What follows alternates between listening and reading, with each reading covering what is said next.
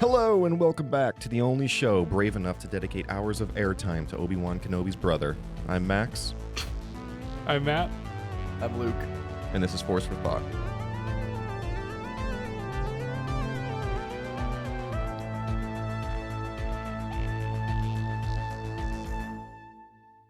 Alright, hello and welcome back to Force for Thought. We recently ranked all of our live-action TV shows and where it was. Obi-Wan Kenobi, I think when all the numbers were said and done, I said I think, but I actually have them right here for you. I was going to say, I still have the notes from was that number episode in front 6. of me. So we wanted to go back since it was kind of middle of the pack because we kind of ranked it a little bit differently, actually. So Luke had it the highest. You ranked it at number 4. I had it at number 6, and Matt had it at number 7. So I wanted to take some time to kind of go over it and talk about some of the best parts from the Obi-Wan Kenobi show, because there are lots of good parts. Oftentimes the internet is filled with negativity, so we like to try to be positive when we can, and there's a lot of positivity to go around with this show. I'm very excited to talk about it, but before we get started, do want to address the elephant in the room. It is mostly going to be regarding Obi-Wan Kenobi's brother, so if anyone does have an issue with that, I guess speak now or forever hold your peace. I'm glad you brought it up because I got your official take on it when we talked about it in the ranking all the shows episode, and your stance as of 1 or 2 weeks ago was that you think that is a legitimate seed being laid for a future story containing Obi-Wan's brother, and I think that is absolutely outrageous. I assume your thoughts on the matter haven't changed in the last 2 weeks or on this rewatch, but I feel like this is you're trying to be in on the joke, but I'm making fun of you. Like, you are the joke. And I imagine our audience as well, but maybe not. Maybe I'm the joke.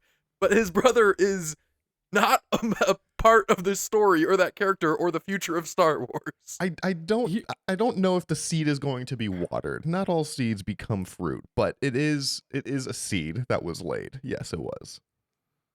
It's two things real quick is that I love that joke. Obviously, I'm very pro Obi-Wan's brother and team Obi-Wan's brother. Also, Luke, I have Obi-Wan's hilt now. After right on. Did Max and I return from Galaxy's Edge and we talk about that in a future episode? Yes, we did. Did I buy it there? No, I did not.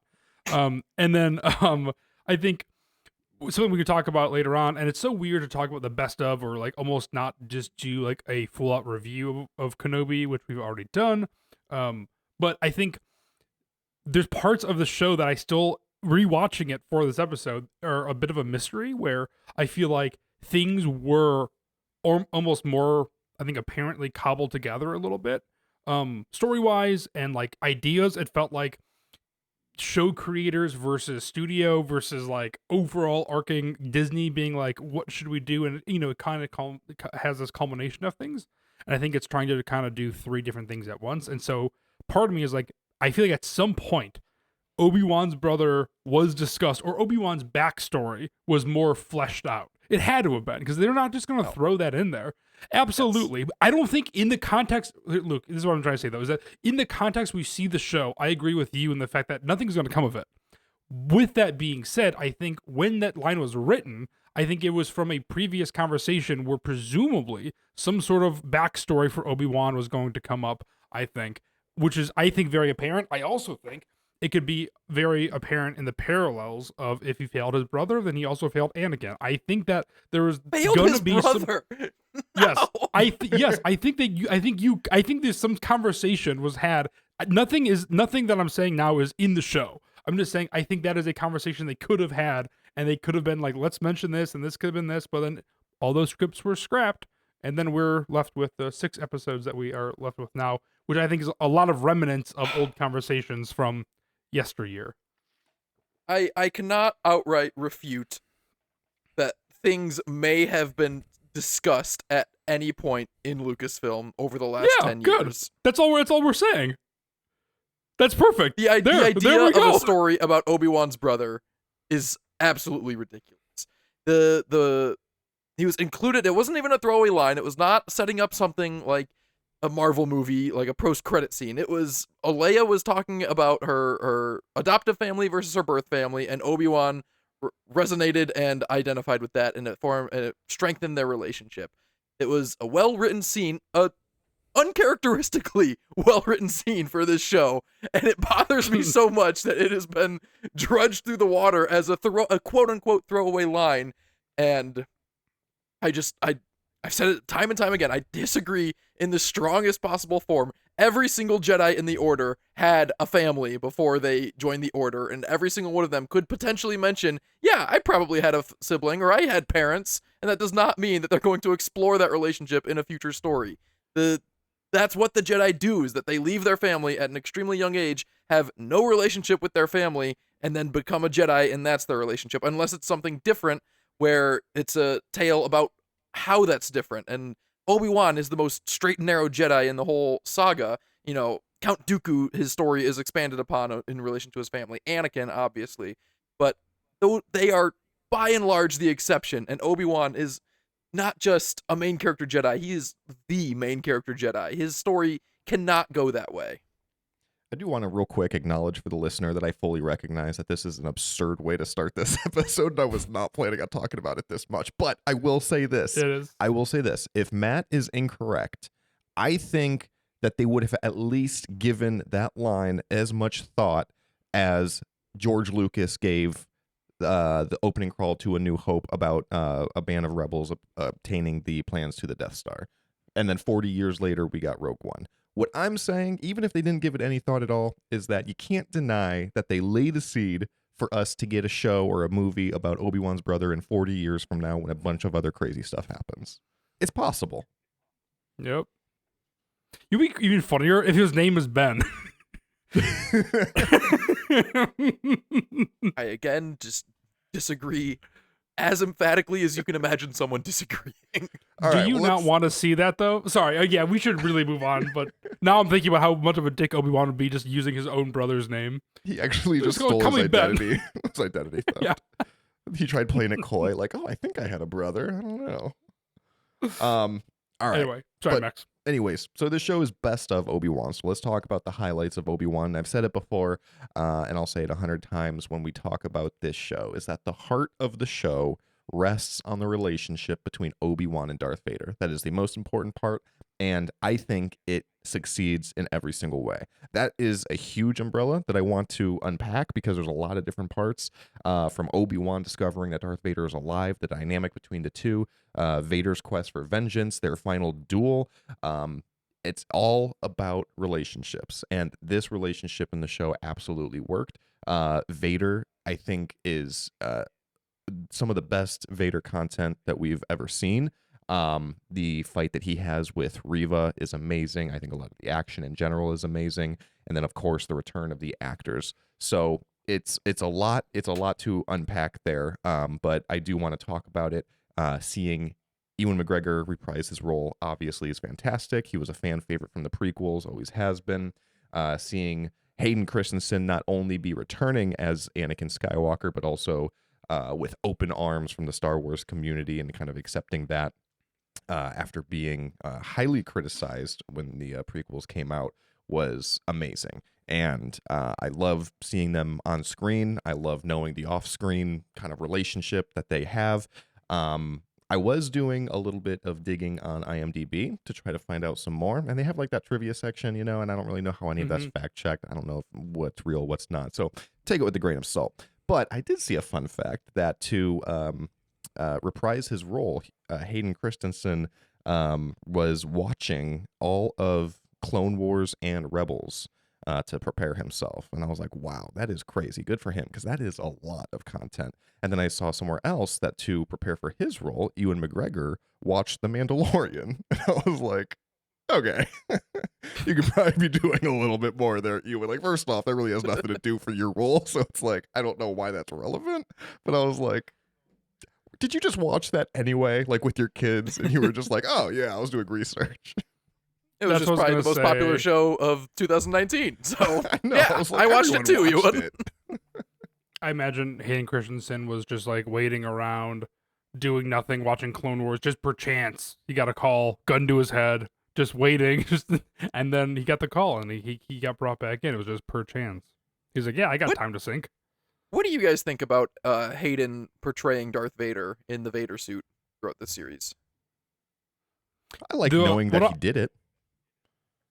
Like, I mean, it could have been I anyone. care. Do you have a hard? Exactly. I feel like this is a marketing move, and not a filmmaking. Like, you could have logistically put a stunt coordinator in there for probably minimum wage, and instead you paid Hayden millions of dollars to be in the show 5 times more than he actually needed to be. But as a marketing move, I do think that there was enough praise, and like some fans are super into that, and they like knowing that. Like, this, the same thing comes up with The Mandalorian when they say like, oh, that wasn't really Pedro Pascal in the Mandalorian suit at this scene. I'm like, I don't care.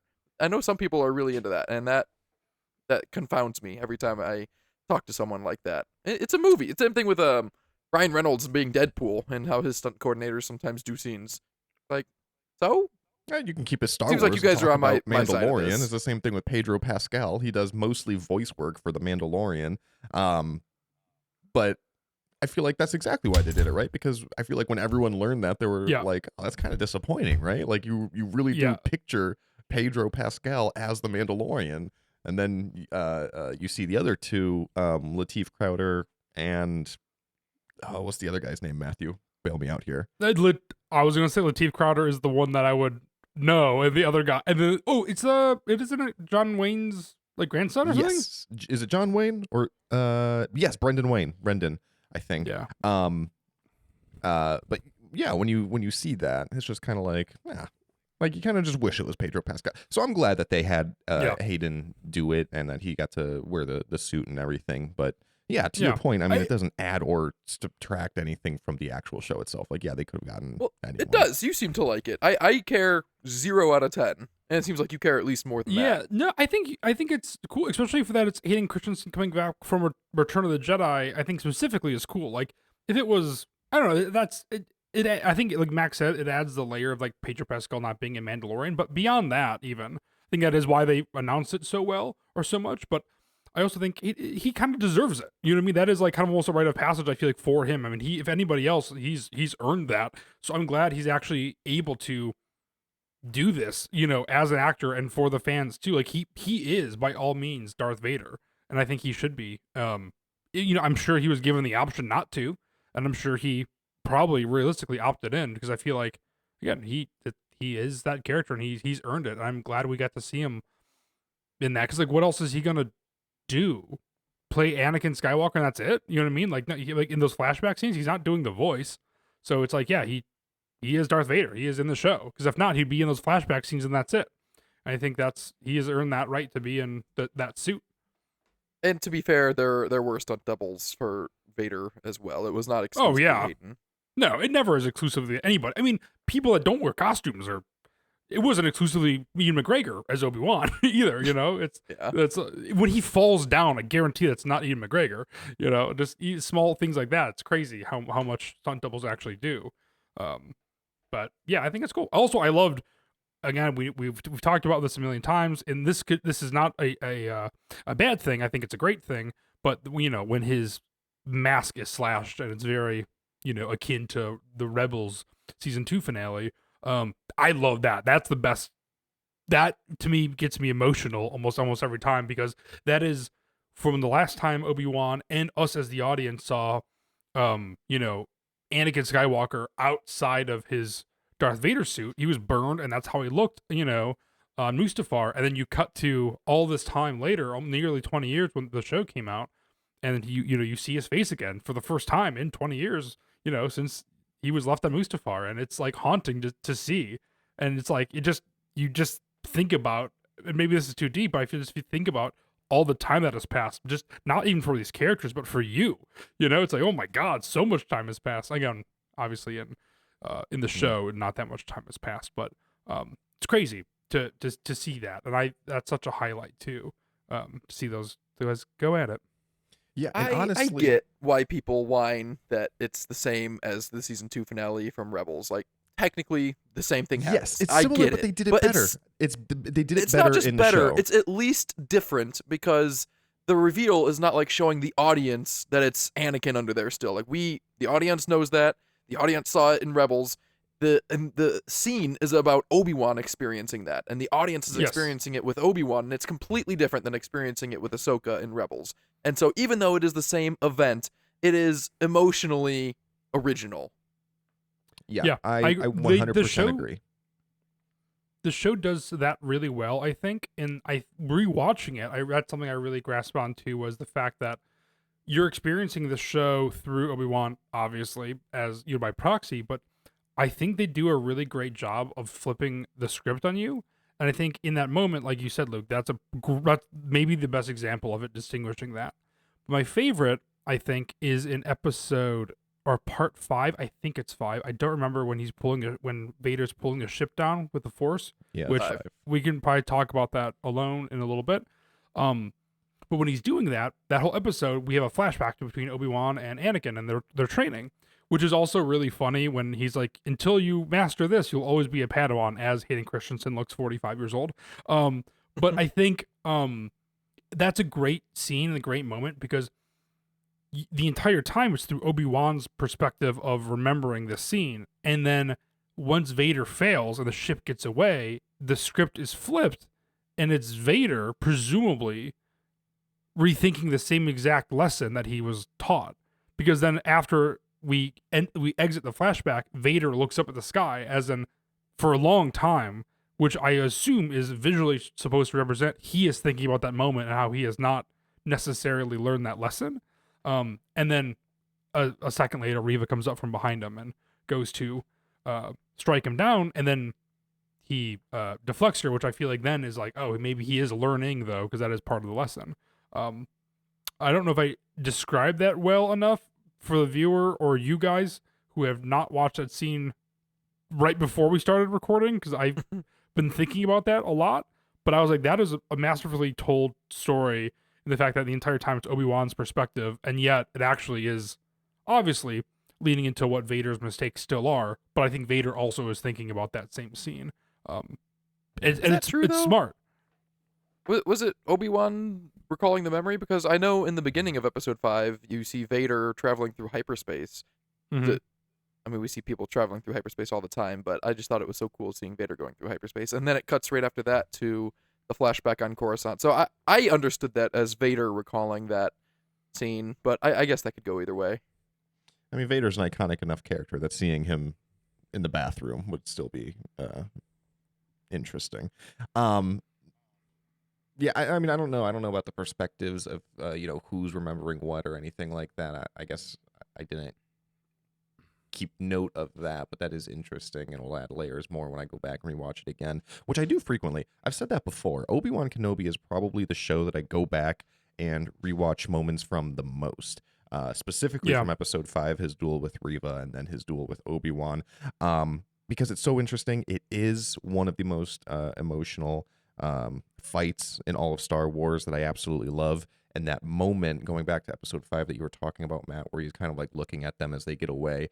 First off, Vader never has a sense of urgency. He's always kind of calm and collected, right? So it would be weird if you saw him like turn around, like, oh shit, we got to go get after him quick. But I think that there's also just like a little bit of him like tipping his hat a little bit, being like, all right, well played, you win this one. Yeah. Because I feel like it's like the Joker's monologue in The Dark Knight, when he's like, I'm a dog chasing a squirrel. It's like, I don't actually know what to do when I get to it, because he never really kills him, and he really does have multiple opportunities to. And I think that they obviously both, because Obi-Wan struggles to kill Anakin. I think it goes the other way as well, that Anakin also struggles to kill Obi-Wan because of their relationship and because of their past and everything.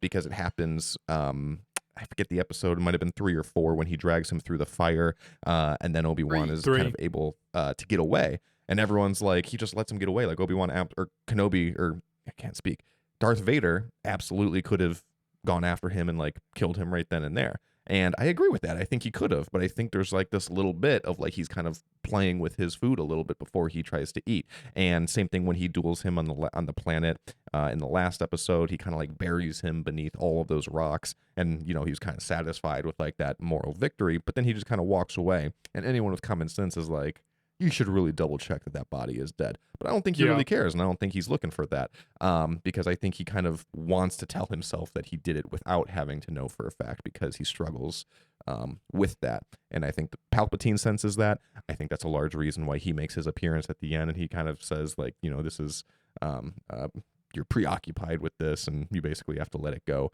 So yeah, I mean, that's like the heart of the show, but I absolutely love that dynamic between the two of them. To I piggyback I off wouldn't that, even say that's the heart of the show. I think the heart of the show is his relationship, is Obi-Wan and Leia's relationship. Oh, that's the other half. But well, That was yeah. what was really standing out to me on this watch.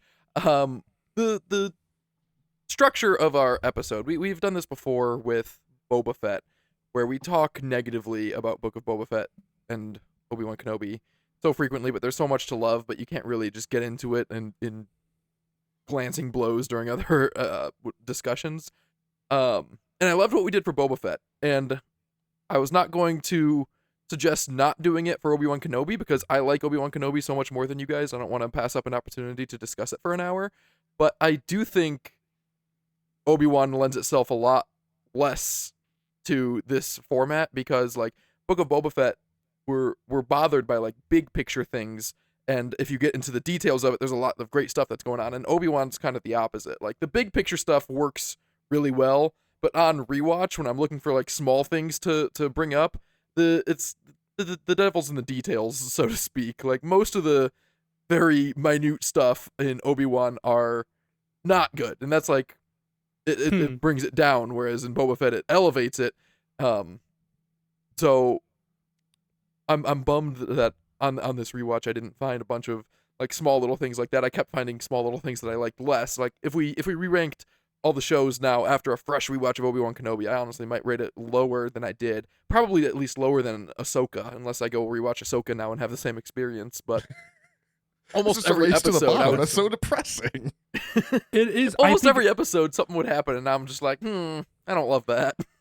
But I you're agree. That's absolutely the right, though. thing. That's why it's important to have these kind of conversations, even if it's a little bit harder because they're more big picture as opposed to specifics. Although I do have a lot of specifics that we'll get into, because a lot of people get stuck on the nitpicking, and it's like, yes, look, I'm not saying that the show is perfect. It does have a lot of small things that you can nitpick, and you can say, well, why didn't you just? But the important thing is that, to me personally, the main parts of the show work. The show is about Obi-Wan Kenobi. You can't tell a show or you can't tell a story about Obi-Wan without his relationship to Anakin, Darth Vader. That's what he's all about. It would be so weird if you had an Obi-Wan Kenobi show that just had nothing to do with that and it didn't address it at all. It didn't have to address Leia, which is why I kind of say that the heart of the show is his relationship with Anakin.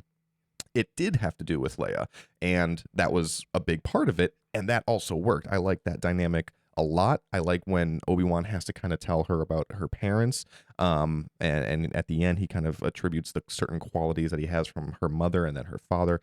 I really like that. It's so heartwarming. That's a great scene. But it's not needed. Like the show didn't have to have anything to do with Leia, and so that's kind of why I wanted to talk about the Darth Vader stuff first. But that absolutely works. The show on a big picture works on so many levels. On a small picture, I think it works on so many levels. I think there's a lot of like really good small moments that we can get into, but I don't want to pass over some of the bigger stuff first. But I mean, like little things like Well, before we get into specific moments, I want to bring up one more structural thing because on this rewatch, I found myself liking a lot of stuff a lot less than I expected to.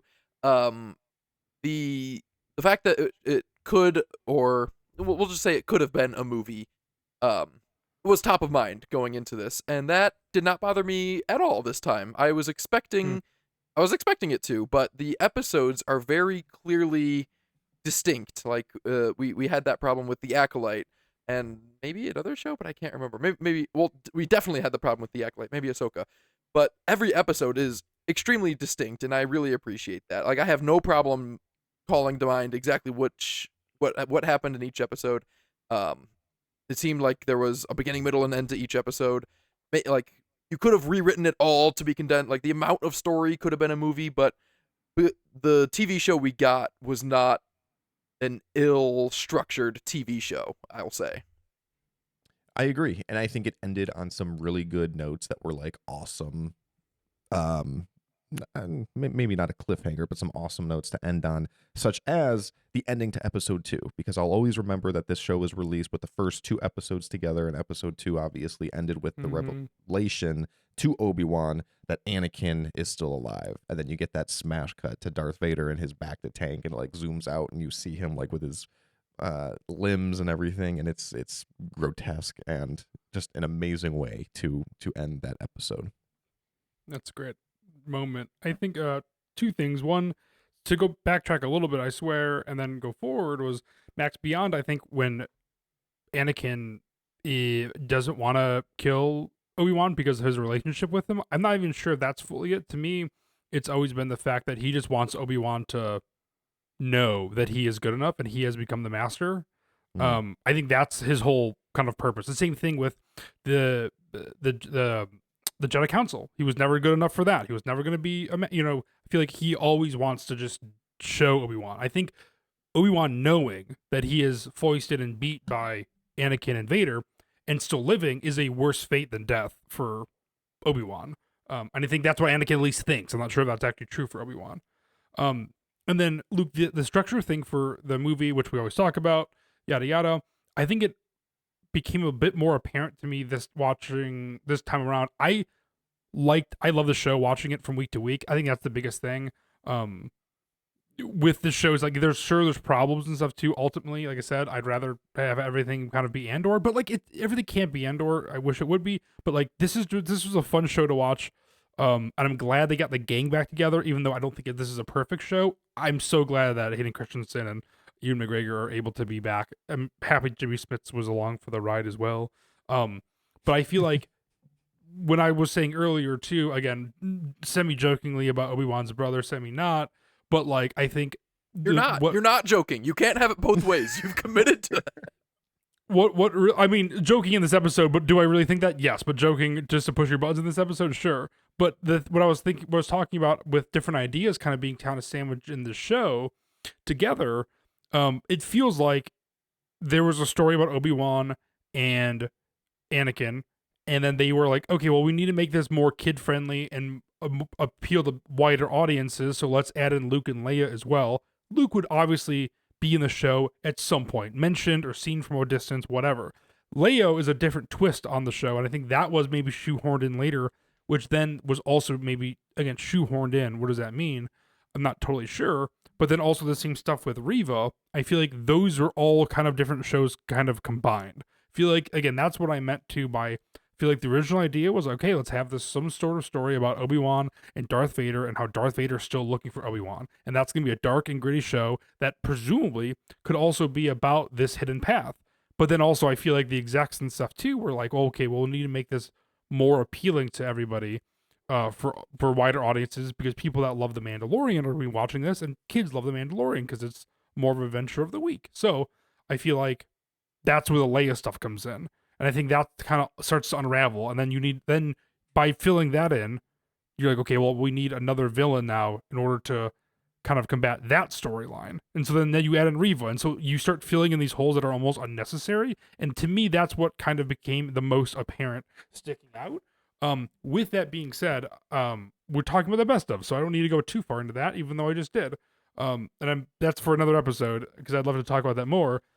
But I think, like we said, this show does know how to end episodes. Like the Acolyte again kind of fizzles out, but Max, like you said, like when we see Vader and we hear the breathing, it's so great. And I think every episode starts amazingly with a score. I know, Luke, you're not a huge fan of that John Williams score, but it tickles me every single time I listen to it. It has this massive sense of danger, and I think it fits Obi-Wan, which this is also kind of a negative thing for me too. So I'm going to go to a negative and go to a positive. But the negative thing for me is we see Obi-Wan so calculated all the time, and especially in scenarios that he does not understand. And out of all the structure stuff and yada yada yada, my biggest problem with the show is the fact that we spend so much time with Obi-Wan just interacting with other characters, and most of the show is just introducing all these other characters that we don't really care about. Like Kumal's character. It's like we know he's a fake Jedi, like off the bat, and to me, it's like a waste of screen time almost a little bit. It's like I wish he was just so much cooler or in the show more, and you built it, and so it's like it's an odd thing seeing a character we've seen for 3 movies, and then these shows all of a sudden become a very different character, and he's just very reactive to things. And usually he's very calculated about every situation he goes into. So it's interesting to see him play against what he usually does as a character. It's just a little off-putting, with that being said, the score perfectly sets that up, I think, every single episode.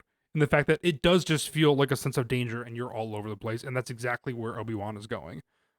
He does not know where he's going. He's consistently in a sense of danger. But there's, I think the Grand Inquisitor says Jedi's compassion leaves a trail. And I think that's the perfect way to even, encapsulate Obi-Wan as well. I love that line. Even though the show, like we said, has maybe some writing problems, but what doesn't, they have some great lines in here, and that is one of them for me. I agree about the music, and I did include that in my list of things to talk about as pros because I knew that you felt very passionate about that. But you said so much that I want to go back and talk about now because I feel like I disagree with a lot of it. Like the stuff with Haja, like you can not like that character if you want, but I disagree that they like dedicated all this time to him and Obi-Wan. I feel like he was in the show relatively little, and I feel like there was some side characters that you could have spent more time with. Yeah. Because to me, one of the best parts of the show was Tala and Ned B, and specifically their deaths, because I thought that was one of the best death scenes in all of Star Wars too. So it doesn't really bother me the amount of time that he spent with some of these characters. To me, it's about the dynamic that he has with the characters. There really wasn't any dynamic with Haja, so I don't care. Like, I'm not asking for more content of him. I don't think having more of it would make it better necessarily, but I feel like what we got was the perfect amount. I just meant with that example was I feel like you're right there's not that much there, and so what's the point? And I feel like a lot of it is him reacting to a million different little characters versus Obi-Wan being like, this is Obi-Wan Kenobi, and he's just gonna go through to figure out this journey. It's a galaxy of characters. Like, that's what you need in a Star Wars show. You can't say I want him to interact with less people. I do. I think I do want him to interact with less people. And that's because I feel like it's just built on cameos, kind of like it's like Kumal's in the show because everyone loves Kumal, and I'm like, I'd rather have him be more focused on Ned B, and I would rather have an actual a cast of characters versus him being like, oh, here's one character for 5 minutes in the show and that's it. It's like that's kind of what we talk about with other shows. It's just like I'd rather be able to have this is your set of characters, these 8 people. Like the Acolyte does that pretty well, I think, where it's like these are the characters within this show. They don't branch out and you're not meeting these goofy characters along their journeys. Really, it's like these are the characters you're focusing on, and I like that. Especially for Obi-Wan, I think I could use more Vader. I think Vader was used appropriately in this context, but I'm like, I could use more of him and less Reva. I could use less in a show of Obi-Wan and with Hayden Christensen and Ian McGregor. I want more of them and less random characters are going to pop up that I'm never going to think about again. Again, time is special with these characters, I think, and again, it's like one of my biggest problems is how the time is used within these shows. I agree with Max that the side characters are, I think they're well used because it's not like they're setting up Haja or Roku. Maybe they are with Roken, but they're not introducing these characters to have their own arcs or anything. The point of Haja is how Obi-Wan reacts to him and learns from him, and same with Tala and with Roken. Like Haja, he's pretending to be a Jedi and scamming people, and it's like, oh my god, is Obi-Wan gonna like throw a fit as the last surviving Jedi Council member at Yoda? And then he calls him out, and then he's like, all right, now give me my information and get the hell out of here. Like he still doesn't care that much about this guy disparaging the Jedi name. And then with Tala, he learns he like sees her courage and everything that she's doing inside the the Empire, and everything that he's not doing. And with Roken also, the way he cares about other people and saving everyone like the Jedi are supposed to, and like Obi-Wan was not previously but then was after. And I think each of these side characters did affect Obi-Wan's character arc throughout the show, at least in a way, whether it's positively or negatively. They weren't just introduced to be a cameo or anything like that. I do resent you saying that, because each character was intentionally introduced for a story purpose, and I quite liked all of them. But I feel like usually, wouldn't Haja be more interesting if he just then went along for that journey for some purpose? Again, the journey he goes on, it doesn't make sense for. But couldn't you build out that character and have a purpose? Besides, again, I really like the idea of like, oh yeah, you would have like these like mystics pretending to be Jedi in order to make some quick cash or some quick credits. because that's a great. I love that little story detail. But then I feel like it'd be really interesting if he went on this ride with them for some reason. Like I love the Talia stuff and then that B stuff. I think that is a great antithesis of like what Obi-Wan is doing or not doing. And so I feel like when you're introducing characters that are this interesting and cool, like again, I love Kumal, but he ends up being a cameo, unfortunately, versus because everyone knows who that is, versus being an actual character that plays an integral role in the story. And I'd rather have him do more. Like again, the story that is presented does not work with what I'm saying, but you could have been like, oh my god, like at the end you have Ned B, you have Talia, you have Haja, you have all these characters kind of coming together from all these different parts of Obi-Wan's journey, again, in some sort of facet. And I'm like, oh, I'd love that to be have like, you have like this droid who can't talk but is super loyal. You have this Imperial defector, and then you have this person who's like leading the hidden path, and you have this other person who's a shyster but turned good, and then that person can go off and do whatever. Again, I wish there was a bit more of that. Like, how again, I keep saying this, but like I feel like how shows and movies normally work, that for some reason the Star Wars shows just or they don't do. I'll grant you there is a story beat missing with Haja between episode 2 and episode 5, where he's back on Jabim. But what you were just saying, where like they all come together, like they were all together. All of those characters were all together on Jabim, grouping up against the Empire. So we got it. It wasn't particularly well done, but we did get it.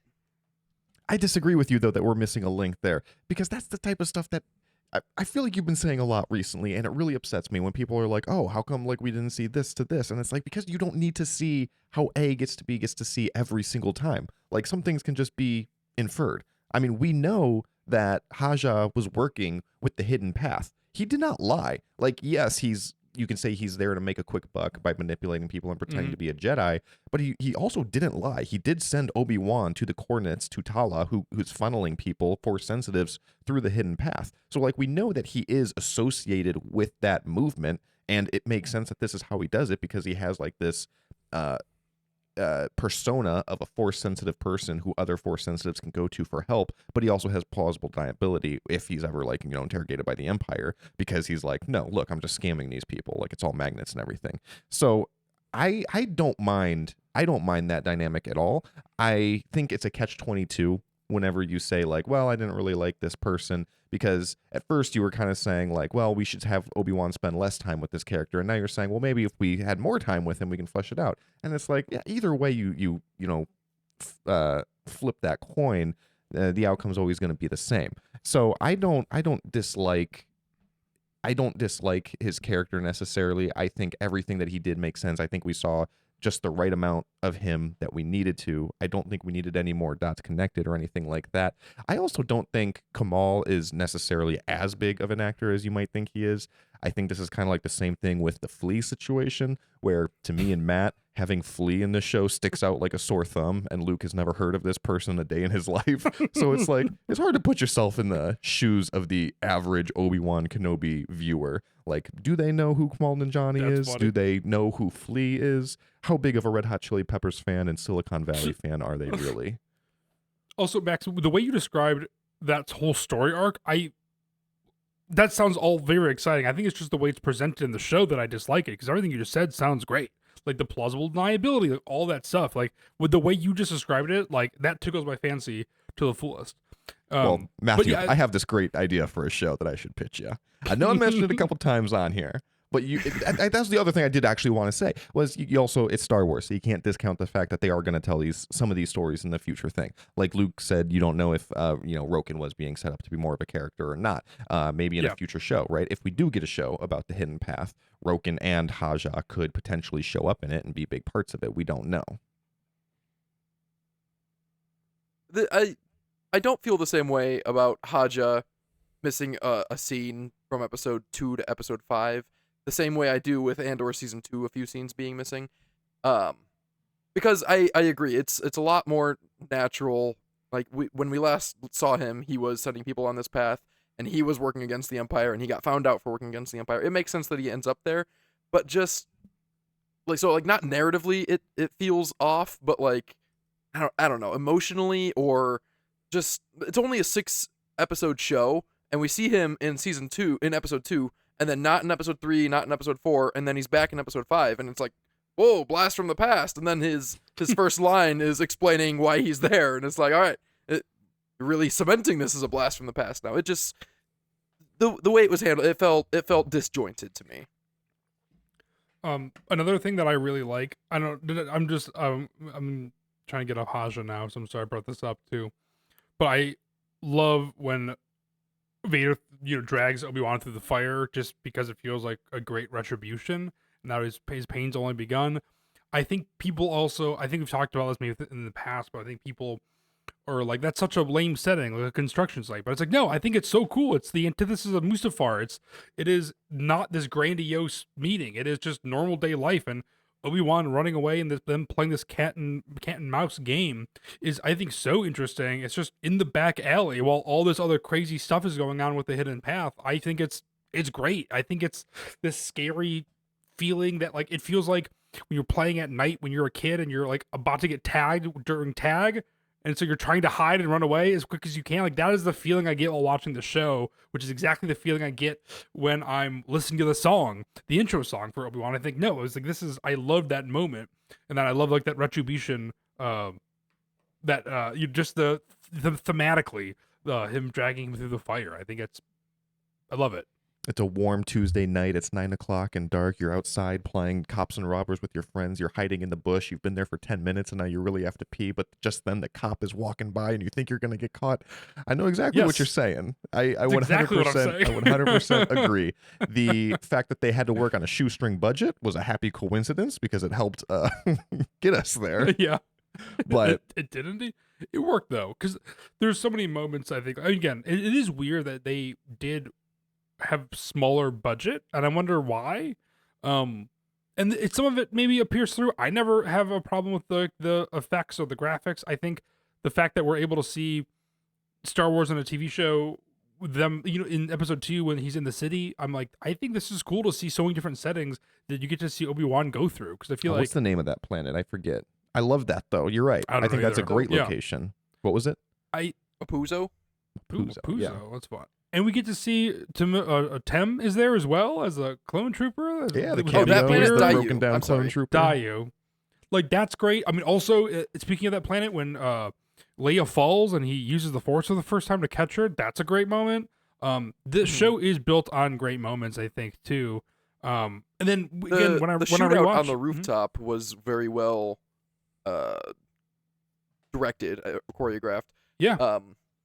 And the idea that he's using a wanted to make sure blaster. to call out the ones that are the action scenes that are well made, because it was close to a 50-50 rate of action scenes that were not well made to action scenes that were well made. So I did really like the rooftop on Dayu, despite the weird camera angles of Reva's parkour during those scenes. I did not like that part, but yeah, Dinosaur Guy, absolutely loved Dinosaur Guy. Leia running away. You do love Dinosaur Guy. When she asked him to make him float, and he said no, like he's just talking to a petulant child. Like, that felt so natural and authentic to me. I love that moment. Episode 2, I really like episode 2 on Dayu. Yeah, the dialogue. And I also really like episode 1. I don't know if we're going episode by episode, but episode 1 did a great job of establishing Obi-Wan's character starting point, because everyone knows Obi-Wan very well. And so they had a lot of work to do to establish him at a point completely disjointed from anywhere we've ever seen him. And they did it. They did a great job. From the very beginning, him packing that meat and seeing that one guy get stiffed on pay. And he just didn't give a shit. And yeah, it was really sad. And then all the scenes with the Jawa, it's probably the best Jawa. Probably the best Jawa content we've gotten. I really enjoyed that as well. Maybe outside of the Jawas being vaporized in Mandalorian episode 2. That's a great scene. Yeah. That's some good Jawa content. Yeah. I agree. It did a great job of setting it up as this kind of broken down and bitter old man. They did a great job of establishing his relationship with Owen, which I had as another pro. I'm sorry. Their relationship was awesome, and I loved seeing that kind of grow on screen. Because we didn't get any of that in A New Hope, so that was like all new territory.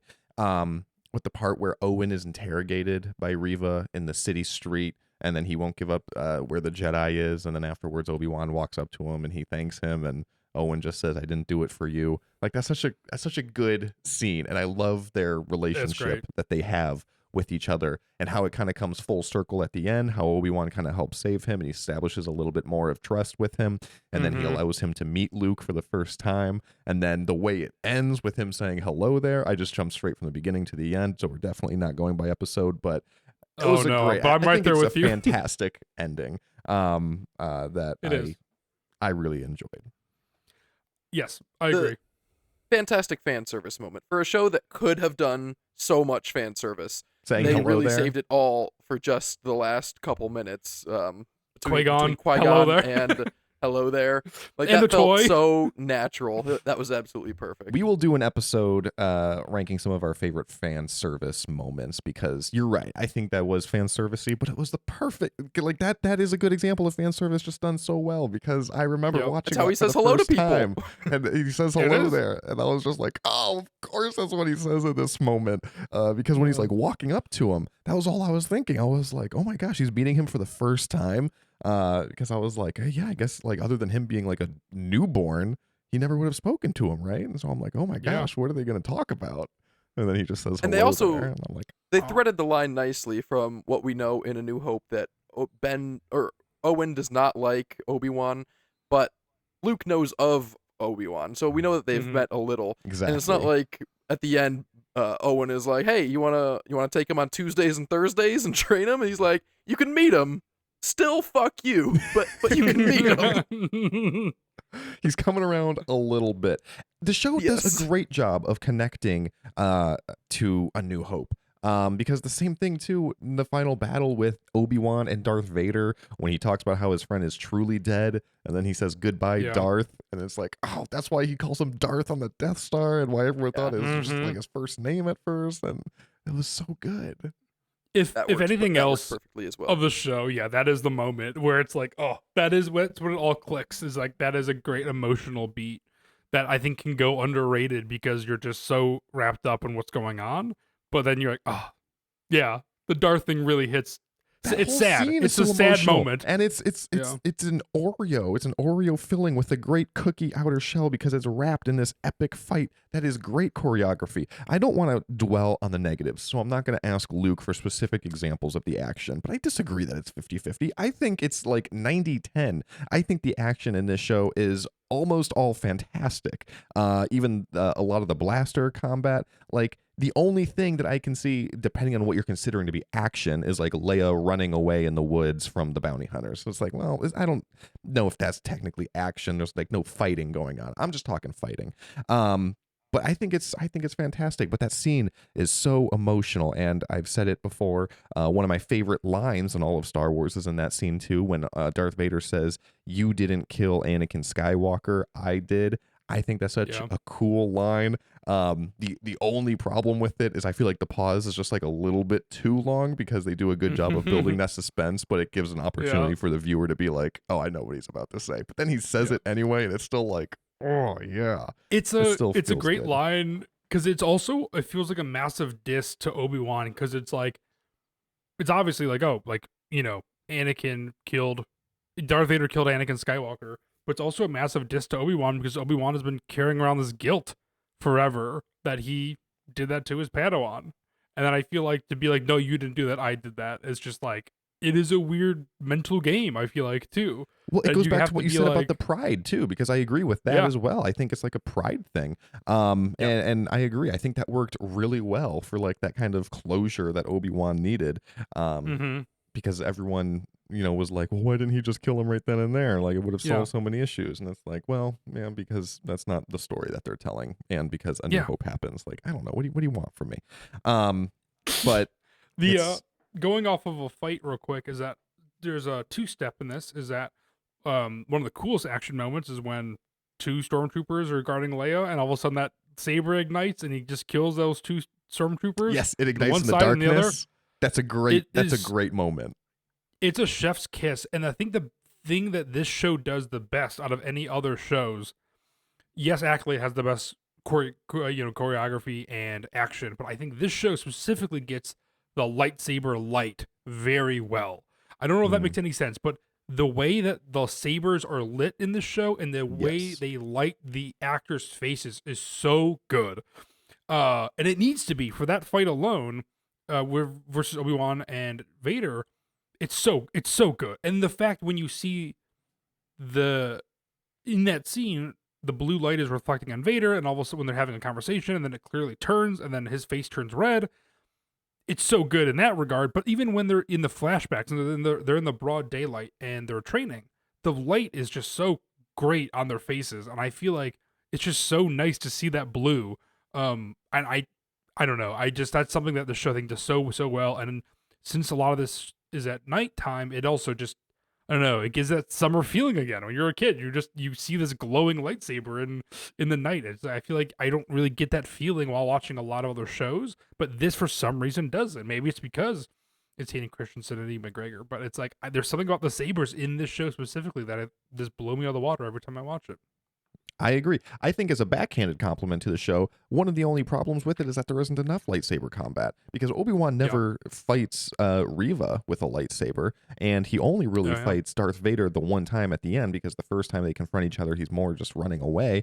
And then other than that, it's just Obi-Wan using his lightsaber occasionally against the stormtroopers or using a blaster. But when he does use the lightsaber, it's awesome. Like you said, like in Fortress Inquisitorius, when he's saving Leia, when they're escaping from... What did you say the planet was? Not Mapuzo? Dayu. That whole sequence was great as well. I think it's fantastic. I think the lightsaber action, all the action, is fantastic in this show. Also, when he's holding back the water at the fortress, so cool with the Force. When it's the glass is about to crack, he's just killing stormtroopers left and right, drowning people, slashing people. I don't know if I have more of a fear of drowning than the average person, but that struck me as a notably gruesome death when he ran out, he let the water crash in, and then he ran out and they closed the blast door, and you see like some stormtroopers floating in the water in the hallway behind.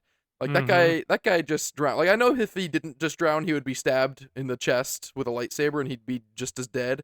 But seeing him floating there, having just drowned, stuck out to me. That felt dark. At his workplace. You know, you expect to die in combat. You don't expect to die in a flood when you go to work. Like, Jesus. That's fair. What does workers' comp look like for the Empire? Do their family get benefits? I doubt it. The show has a lot of gruesome deaths. I have as another pro when that one stormtrooper dies by falling on the gate and gets split in half. Yes. The show, it's so funny because I feel like The Mandalorian absolutely nailed that balance between appealing to like, you know, kids and being lighthearted, but also wanting to be, you know, for a mature and older audience that grew up with Star Wars as well. They balance that perfectly. They go right down the middle with that line. Whereas I feel like Kenobi kind of like keeps ping-ponging back and forth where sometimes I'm like, well, that was a little silly, and then other times I'm like, oh my god, I can't believe that happened. Yes, it is. Yeah, all of a sudden there's a man hanging in the middle of the street and you're like, oh Jesus Christ. Yeah, when Darth Vader's walking through and he's snapping necks and he's ripping people out of the homes, and it's like, okay. Forgot about over the here cute scenes with Leia and Lola. Yes, so you have Lola, or you have Reva doing. She does deliver some. She does deliver some weird lines in this. You know, not to go negative in that regard, but we all see it. We all see it. Yeah, I was pretty fine with it the first go around, but it's the second time. But going off of Lola, though, Lola and Ned B, I think were both great additions to the droid canon in Star Wars. I think both of them are fantastic. I think Lola was a very unique droid. We've never really seen one like that. Like it was very pet-like, but like kind of small. How it kind of flies around. It still served the story purpose, which I like. And then Ned B, obviously, how you get like this loader droid, this like, you know, pure bulk muscle, but he doesn't speak at all. But actions speak louder than words, and that whole storyline. I think both of these droids were great. I don't. Well, whatever. Yeah. I love Ned B. And this time the one scene that stuck out to me in regards to Ned B was when they were barricading in episode 5 when they were like, all right, they're coming, we gotta hold them off long enough to get the ships out, and Ned B goes and barricades the door. It's like, good for you getting to lift a load, Ned B. That's what you're made for. You're just holding the big old thing. I was so happy for him. He's like, don't worry, I know what to do. And then something that struck me too, especially on rewatch, was that death scene of Ned B and Tala when he's like just being a body shield for her, and he's like on his knees and he's just like looking right down at her like that. It's I know it's a droid, but like it's some intense eye contact that's going on there. That story, actions speak louder than words. I mean, we've heard that time and time again. It was written on my classroom wall from 1st through 6th grade. So I'm familiar with it, and this is not the first time I've heard it. 7th grade, they were like, no, you need to talk nice too.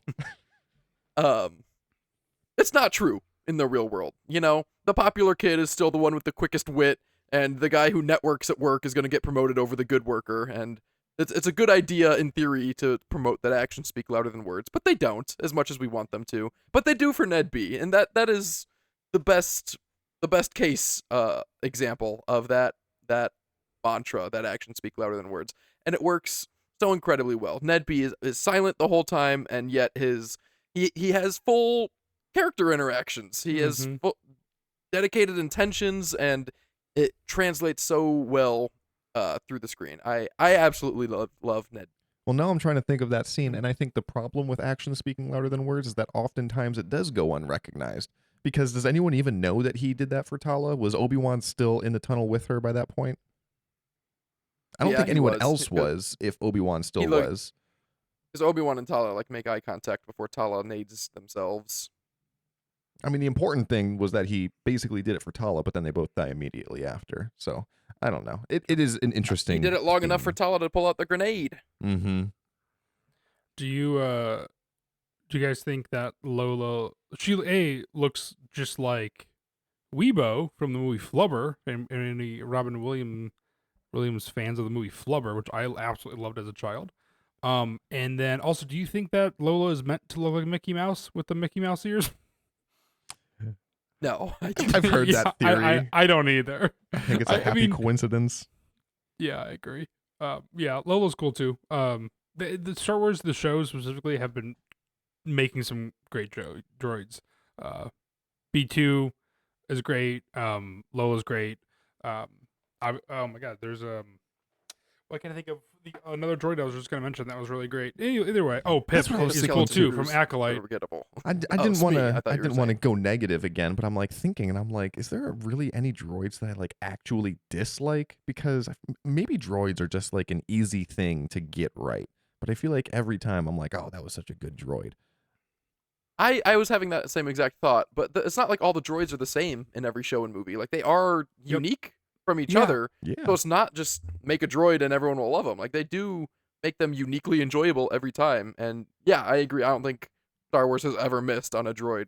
Save C-3PO is the only one that I don't love. I thought that would be the only one that you brought up. But I was gonna say I think droids are so easy to get wrong that Star Wars somehow does it right every single time. Because in every other show or movie, you watch it and you're like, this robot just doesn't seem right for some reason. Like just does not click for me. And almost any other IP. And I feel like Star Wars does it. Like even oh my god, what's his name? Taurus in Interstellar doesn't do it for me. Just doesn't do it for me. Taurus doesn't do it for me. You should watch Real Steel. The droid in that one is pretty cool. That movie fucks. That's a good movie. The one where they box each other. Yeah. Classic that Sean Levy and Hugh Jackman. Yes, Sean Levy movie too. It was. That's where I think they met before Deadpool Wolverine. I did not. Because it is perfectly enjoyable. It's not great. It's definitely not bad. It is pretty good. Credits start to roll and you just go, huh, nice. That is Sean Levy's MO. I could watch this on a plane. That's a great metric for a movie. That's a plane watch. That's like any Jason Statham movie. Any Jason Statham movie is perfect plane movie. Even that might be giving it too much credit. I don't know. I didn't see Beekeeper. That's why I brought it up. Literally in a meeting today, a couple people were like, Beekeeper's coming to platform, and they were like, every single time I walk onto a plane, I see at least 2 people watching Beekeeper. It's the perfect plane movie. That's why it's in my head. Just far enough removed from theaters. They're like, oh, I'll watch it here. I'm trying to go through my list. It looks like that was almost everything. I kind of hit them all in a weird order, so I might be missing Yeah. something on here. But is there anything else that you guys want to? Oh, last note. I'll try not to make this one sound like a negative, but I feel like this show tells an entire story, and I appreciate that. Again, they planted seeds. They can go back and they can, do other stuff, future things if they want. They can talk about the hidden path. But they told the entire story from A to B. They wrapped it up, and I appreciate that. I know that this show was originally pitched as a mini series, but like we said, it's Star Wars. Everything is a mini series until it's not. I mean, if this show went bananas, they would have made a season 2 about something.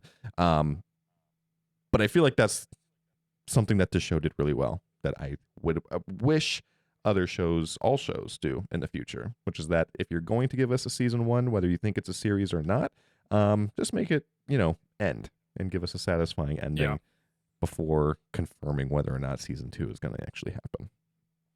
That is a good. I had another note about Joel Edgerton and Bonnie Piess. Is that the Owen actress who and plays Baru? I made a big stink, which I still don't regret doing, when Jimmy Smits got recasted in Andor season 2, and I feel like it would be disingenuous of me not to now praise Obi-Wan for not doing that, because yes, I care about that. I really appreciate the continuity that even though they were in very, very little of the prequels, you still brought them back to reprise the role in this show. Obviously, Jimmy Smits as well. He performed his role perfectly. All of the returning, obviously Hayden and Ewan, all the returning legacy characters not only did well, but I appreciate that they are the same actors as last time they played them, with the exception of not being able to because you're super old or dead or got canceled. Star Wars should not be recasting people for no good reason. Well, Joel Edgerton is a great actor, and I feel like he just got dumb lucky when they were like, hey, we just need somebody for this quick role in 2002 when he was still a nobody. And then it just turned out that he was like doing a bunch of other stuff. That now they're just like, hey, we should go back and get that guy. Because there was a lot more Owen content in this than I thought there was. And going back to the great action scenes, that's another great action scene when Owen and Baru fight off Reva. I think that's so cool. But yeah, I digress. I agree. Do you think if Joel Edgerton didn't sign on, all that content would just be Baru then instead? They just rewrite it. I don't know. Just have that one line like in Andor season 2 about Blue Leader Anton Merrick, and like, oh yeah, he's off planet until tomorrow. Yes. Owen's in Tashi Station, but I'm here watching over the farm. Here we are. I was just gonna say, for the last thing about Obi, I feel like even though this was the best of, I feel like there was still like a lot of complaining about it in general. But again, this is like number 7 out of 10 on my list. 6 for you, Maxwell. 4 for you, Luke. But you said you would rank it lower. But ultimately, like when I watched it when it was coming out, I really liked it, right? And that's what you have to go with, is like with your gut, like what we always say. But I think ultimately it feels like we're in such a weird space. I feel like as Star Wars fans, everyone is so anxious about Star Wars when it comes out. It's impossible to enjoy, it seems like, because everyone's nitpicking things. And I feel like we're in a time period where people won't admit they like something unless they're validated beforehand, unless they're seeing some sort of Metacritic reviews, unless they're seeing some sort of reviews ahead of time that are saying it's amazing, and then people feel like it's appropriate to hop on and start to like something. And that's weird, because it's okay to like things. It's also okay to not like things. But I think there's so much micro nitpicking that we're doing, for example, now, but we're doing this after the fact, and the fact that we did like it. When you go back to listen to Kenobi episodes or Acolyte, and we do like those episodes as we're watching them, because that's the fun of it. Like, is there moments in the show that I think they could have done better, do things differently? Sure. But weirdly, it's not the stuff that most people complain about. I don't care that Obi-Wan's carrying her under his jacket. It's just stupid. It's fun. Who cares? But that's a fun, dumbass moment. But like, you know what's dumb? All of Return of the Jedi, and that movie's awesome, and like that movie's great. So why? Who cares? Like, that any of that dumb shit is happening. It's just so funny that that we're making things so precious, and I like nothing is ever going to be precious again if we just can't enjoy it when it comes out. Sorry to get my soapbox, but that was all I had to say. I had a few more notes. We never talked about Freck. Big fan of Freck. Great creature design. It is a good creature design. That whole sequence on the that bus or whatever the equivalent is, with the exception of most of the fight scenes, that's like the scene that I come back to the most. Partly because that's when he talks about his brother, and you forced that memory upon me. Very Overanalyzed frequently. that scene to death. But that is a really well written sequence when the stormtroopers are there, and Obi-Wan talks about his supposed wife being dead and how it's a hard time for all of them. And when he says it's a long story, and the stormtrooper leans in and says it's a long ride, that was a great moment. Mm-hmm. And yeah, like when we talked about Book of Boba Fett, there were so many small things that we never have time to talk about because we're talking about the big picture of things and what went wrong. And with Obi-Wan, it's just like big picture things that work really well that you don't talk about, like the tomb at the bottom of the Fortress Inquisitorius. Like Yeah. Obi-Wan is going through this whole transformative experience and like learning to be a Jedi again. And it's like, hey, remember when you were on the council and all the Jedi died under your command and it was your Padawan's fault? Here's all of their bodies preserved and staring at you and a child. And it's Yeah. like, wow. The youngling is- hits. Yeah, Hard. that is Again, great. that was another dark moment that I was like, "Oh, Yeah. get whiplash from." Because when he's looking at like what looks kind of like a Gungan when he first gets down there, it's like, all right, it's kind of cool to look at least. And then it's like it Well, ends the with first a one's youngling. Terrasanube. Is that who you're talking about? Terrasanube, I think. Oh, That's what I was there's trying to a say. high Think of. potential. He's because the only one that we Terrasanube- know, though, right? I feel like that's Yes, been he is, analyzed and enough that it's- everyone it's else been can well confirm. analyzed. Okay. But they had a hard time, I'm sure, coming up with what Jedi to put there because they want it to be someone that the audience recognizes, but there are no Jedi that are just unaccounted for that the audience recognizes. And so I do think that Terrasanube at the time was the most popular Jedi whose death was not confirmed as being somewhere else. I'm sorry I see your wheels turning, Max. I'm putting you on the spot. I've thought about this a good deal. They could not have done anyone else. I'm gonna think He about it a is- lot more. I find he that is hard the to top believe of that he that was list. the biggest one. I think it was the perfect Easter egg because sometimes you see Easter eggs. This is the whole reason we started this podcast, folks, is because Matt and I were watching Obi-Wan Kenobi, and then we were like, let's see what other people are talking about. So then we put on YouTube and we listen to some people talk about it, and they're like, here's a little Easter egg for you. So-and-so says, I got a bad feeling about this. That line is from the original trilogy. And it's like, oh my God. It's like, I know more than you. Just stop. But that is like the perfect level of Easter egg, where it's like if you watch that, 99% of people that's going to go over them. Like you're not going to know that, but for like the diehards that watch the Clone Wars, you're like, hey, wait a minute, I think that was that guy that was in that one arc with Ahsoka when she lost her lightsaber, and it is, and that's super satisfying when it's that level of Easter egg. That another moment of fan service done right. That's a perfect Easter egg for Star Wars. It's also incredibly depressing because he looks so scared in his tomb. That's really sad, actually. Looking back at that now. Terrasanube is also in the High Republic a good amount. I quite like. Hey. Okay, well that's fair. I did not know about the High Republic content. Any other final notes? We didn't really talk about Roken. I liked him. As a character, he served a good purpose and like the leader of the path. I'll We- leave it at that. I mean, we we- didn't talk about him in an yeah. episode that we're dedicating to talking about the good parts of Obi-Wan, so I feel like that says more than enough. We it could have been better, but I still like it. We also pull the ultimate Star Wars fan thing where we set up our expectations. We're like, oh, this is going to be Quinlan Voss, and then it's not. And it's like, I well, was not expecting that. You mentioned What? that before. I we never all, had we that all problem. talked about it before the show. I guarantee you listened to one of our before the show came out. I think we all talked about how we thought it was Quinlan Voss. There was- We weren't doing the pod then, so it would have just been IRL. And Oh, we shit, might have were we talked about how not? maybe. No, it came out in 2022. I was still living in Buffalo. Oh my god. But like maybe we talked about it, but I never had expectations that were let down in that regard. Even if he was, I don't know if it would help. I don't know, but yeah, he was fine. May 4th, 2023 is when we started. Had to do some quick math there. All right. Well, does anyone have any force for thought to leave us with? I do. I was watching Rogue One. You guys have seen it. I'm familiar. The scene where the Death Star does the destruction of the holy city on Jeddah.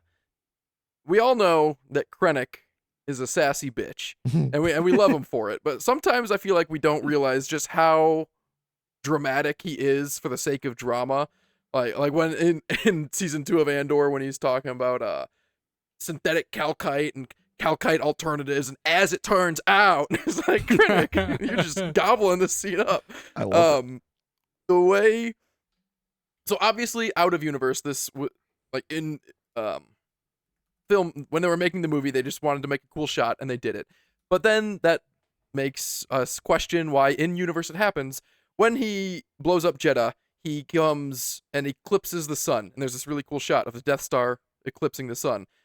But that's not an easy thing to do. Like, we take that for granted in our world, that the sun and the moon are the same proportionate difference in size as difference in space, that they appear the exact same size in our sky.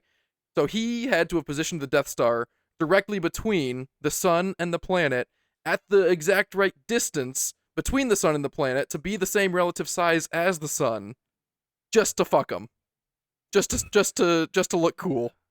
And I love that. I think there's probably truth to that. I think that's probably exactly what they did. As Tarkin famously said, fear will keep them in line, and I feel like that's the whole mantra of the Death Star, was they were just trying to instill fear. So I think it is I think it's very likely that you're right, that they did the calculations, which I'm sure isn't that hard for them. You know, I mean, this is a universe that has light speed travel and everything, that they position themselves exactly right to just black out the sun so that so that everybody shits their pants right before as they die. And it helps spread word, right? In case anybody gets away, which a couple people do, obviously. Obviously helps instill a little bit of fear in them moving forward. I just didn't want anyone to go saying that could have been a happy coincidence. That is a statistical impossibility, that you could be the exact right position and distance to make it look so perfect. That was intentional, and he did that for his dramatic flair that I just want to bring attention to and support. Two things to reference off of that is, one, I feel like that South Park episode where the Simpsons did it first, because the Simpsons did it first. Who Shot Mr. Burns Part 1, where he blocks the sun out to instill fear in the entire town. And then beyond that, I mean, but then also, did you see the interview? Everything. Exactly, it does. The interview with Ben Mendelsohn, when he's talking about how he turned up his sassiness for Andor season 2, because he was like, when he's around his superiors, he acts more calm, like when he's around Vader and stuff. But when he's around his like inferiors, what he would presumably see them as, he like really sasses it up, which is really funny, because he's like, I think he's like, I had a fucking meal with that. Like, he's just like, yeah, he did, he really did. But it's really funny for him to be like, he's not just like not just doing that or whatever, but he's like, no, I like, because I'm talking to like people that are like below him, you know, since he is like, again, kind of a dick too, he is just running away with it. So that was really funny. Yeah, Orson Krennic, sassiest bitch in all of Star Wars. Confirmed. Absolutely. Well, let us know what you think. Let us know if you agree that Krennic intentionally blocked out the sun to instill fear. Let us know how big of a deal you think Obi-Wan Kenobi's brother is going to be in 40 years, and let us know what you loved about the Obi-Wan Kenobi show. Actually, let us know. I know we say this at the end of every episode, and we've gotten a couple comments over the past few months. Like, people rarely comment, but I would love to hear some other people's thoughts on Obi-Wan's brother, because I feel like I'm screaming into the void here. I feel so passionately about this. Please leave a comment. We can hide it from this isn't us trying to boost our ratings or whatever. This podcast is not monetized. Just please let me know. The problem is our listeners like, my God, if I tell them my opinions on this, it's only going to make them talk about it further. That's true. But we have like a significant listener base, but it's like, yeah, we need to call upon you to really figure it out. So if you're it's listening your to turn. This, yes, we are talking to you right now. Oh, we should have a prize or something if at some point to be like the fourth guest the fourth host on this podcast for an episode or something. If you feel passionately about Obi-Wan's brother or lack thereof, let us know. You could be on Force for Thought. I feel like this is like in the 90s. You should mail in it like a P.O. box or something. Do a live radio show. Call in live now. We should do a live. We'll talk about it There's later. so much logistics I do not understand. There's no way. But still let us know. You can reach out to us across social media at Force for Thought or email us at forceforthought@gmail.com. See you, Sammy.